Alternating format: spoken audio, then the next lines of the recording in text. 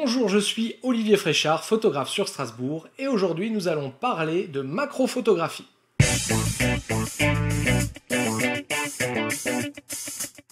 La macrophotographie est une discipline particulière que je ne prétends pas maîtriser.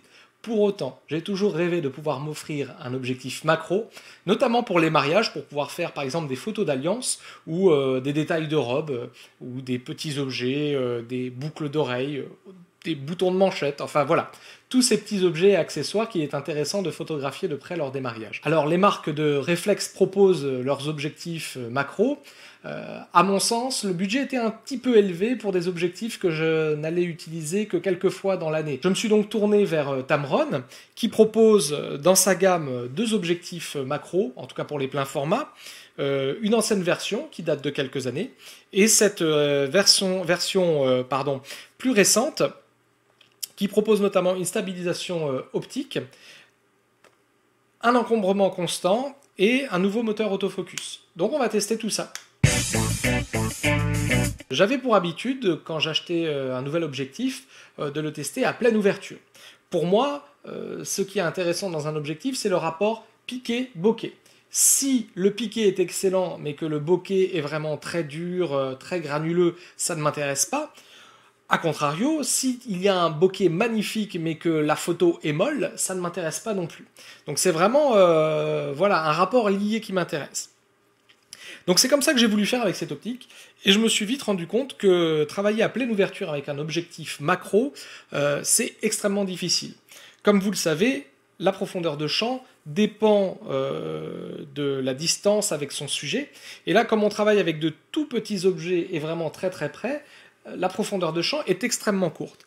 Alors je vais vous montrer quelques photos que j'ai prises à de grandes ouvertures, en tout cas à des ouvertures en dessous de f8, et vous allez tout de suite voir que c'est pas évident.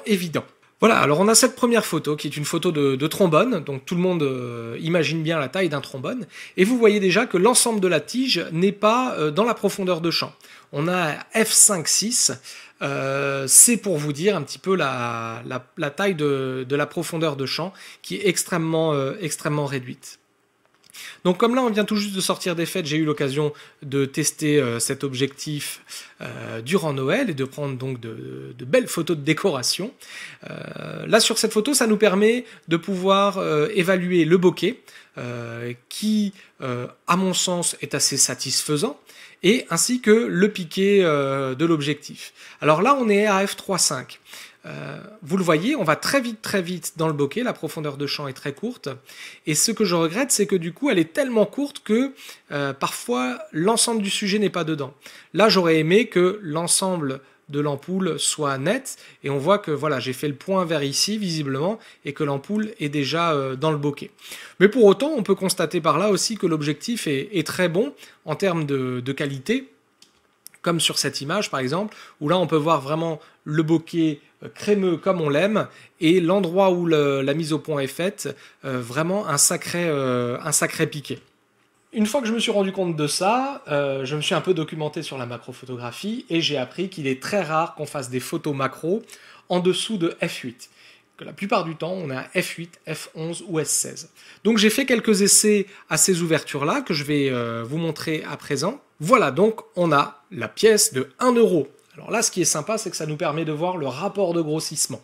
Tout le monde a en tête la taille d'une pièce de 1 €. Et bien là, dites-vous qu'il n'y a aucun crop, aucun zoom. C'est le rapport de grossissement que vous avez quand vous utilisez cet objectif macro. Donc on le voit, je suis à f11. Remarquez comme la profondeur de champ est extrêmement faible. J'ai dû faire le point à peu près vers ici, là vers l'Espagne je dirais, et vous voyez que la profondeur de champ est toute faible. Cependant, le piqué est remarquable et on a vraiment tous les détails de la pièce, ses reliefs, ses imperfections, et c'est tout à fait impressionnant. En tout cas, moi j'étais assez subjugué de ce résultat. Là, on a une photo faite à f8. Vous voyez, j'ai voulu prendre le clou en photo. La tige du clou est quasiment nette sur l'ensemble de sa longueur. Elle part dans le bokeh sur la fin. Mais on voit notamment aussi que la tête du clou est totalement dans le bokeh. Pourtant, là, attention, on est à f8. Je trouve que c'est assez impressionnant. Encore une guirlande de Noël. vous voyez que j'ai voulu faire ma mise au point au niveau du filament. On est à f11 et pourtant quasiment l'ensemble de la photo est dans le bokeh. Alors ça donne des démarches créatives assez intéressantes, mais en tout cas c'est assez déroutant aussi de voir une profondeur de champ aussi courte. Je vais vous montrer à présent quelques photos que j'ai fait à f16. J'ai rarement l'habitude de travailler à f16, même en studio je suis plutôt autour de f11, f13. Là j'ai dû monter à f16 pour tenter de faire une photo, et encore sur cette photo j'ai eu du mal à faire ma mise au point vraiment de manière très satisfaisante. J'ai voulu faire ma mise au point sur la toile d'araignée qui est là, et regardez, si je zoome, vous allez voir, là on n'est pas sur un zoom à 100%, hop là, sur un zoom à 100%, vous allez voir que c'est pas ultra satisfaisant, et je pense que tout le monde ne s'en contenterait pas. Un autre exemple de photo à f16, avec une photo d'alliance, une photo de bague de fiançailles, puisque c'est pour ça aussi principalement que j'ai acheté cet objectif. Donc la photo dans son ensemble est satisfaisante. Encore une fois, on est à f16, mais regardez, si je viens zoomer sur la bague, on constate que ayant voulu faire la mise au point sur le diamant, on voit que celui-ci est hors profondeur de champ et qu'on a la mise au point là sur le bout de métal. C'est voilà, assez impressionnant, et je pense qu'il va falloir que je travaille un peu ma pratique pour avoir des photos satisfaisantes. Alors vraiment, une fois que je me suis rendu compte de ça, j'ai vu aussi qu'il fallait que je revoie mes paramètres d'exposition. Bien entendu, quand on travaille à f11, f16, la vitesse d'obturation s'en fait ressentir, et les ISO aussi. Alors je sais que, en principe, en macrophotographie, on travaille sur trépied. La plupart du temps, quand je suis en reportage mariage, je ne me promène pas avec mon trépied, j'ai mes deux appareils sur mon harnais, et donc je n'ai pas le temps d'installer l'appareil sur un trépied, je dois travailler à main levée. C'est pour ça que je voulais travailler le test de cette optique en conditions réelles. Donc on a vu que bien souvent les ISO montent assez haut, 1600, 3200, assez rapidement, même si on a au départ une bonne quantité de lumière. Alors après, au-delà des ISO, il y a la question de la vitesse d'obturation. Sur ce type d'optique, à 90 mm, en principe, la vitesse de sécurité est justement de 1/90e, 1 centième de seconde. Seulement, il propose aussi une stabilisation sur cette optique. Donc on va voir tout de suite, une fois la stabilisation activée, jusqu'à quelle vitesse on peut descendre. Donc là, on a l'exemple d'une décoration de Noël, à nouveau, qui est prise à 1/30e de seconde.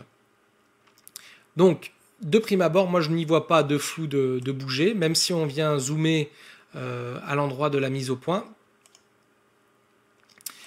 Je trouve que le résultat est assez satisfaisant. On a d'autres exemples, là, une photo de l'œil de mon chat à 1/50e de seconde, pareil, alors que le sujet est plutôt mobile en plus, donc là on se rend bien compte qu'il n'y a aucun flou de bouger. Et enfin, un exemple d'une photo prise à 1/15e de seconde, où là, encore une fois, le sujet est totalement net. Donc pour moi, voilà, la stabilisation de l'optique fonctionne vraiment de manière très satisfaisante.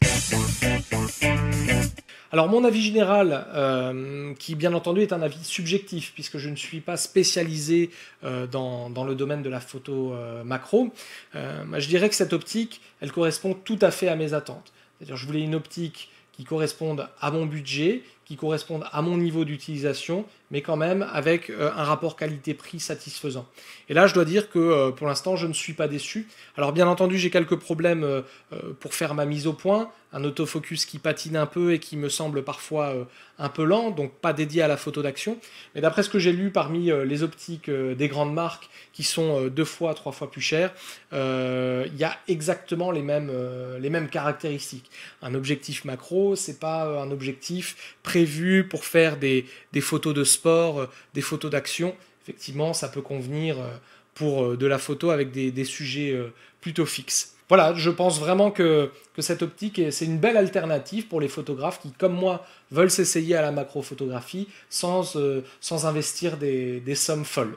Voilà, j'espère que ce test vous a plu et que si vous aviez des questions sur cette optique, vous y avez trouvé les réponses. Si jamais vous regardez cette vidéo sur mon blog, vous avez l'article écrit en dessous de cette vidéo et notamment d'autres exemples de photos que vous pouvez voir en pleine page. Et si vous êtes en train de le regarder sur YouTube, sachez que vous avez le lien en dessous de la vidéo pour pouvoir découvrir mon blog. Merci et puis à bientôt.